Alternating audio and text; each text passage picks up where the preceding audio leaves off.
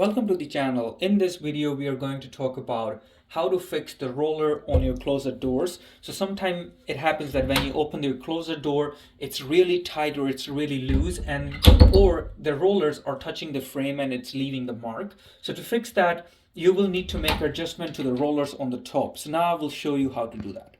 So now you're looking at the roller from the top. So in this one, if you see there is a groove in the roller, so that is used for the flathead screwdriver. So when you press it, then you can control the roller to adjust. Now if you see there is a plus and minus on each side. So the minus is if you turn the roller towards the minus, it will lower it or decrease the height.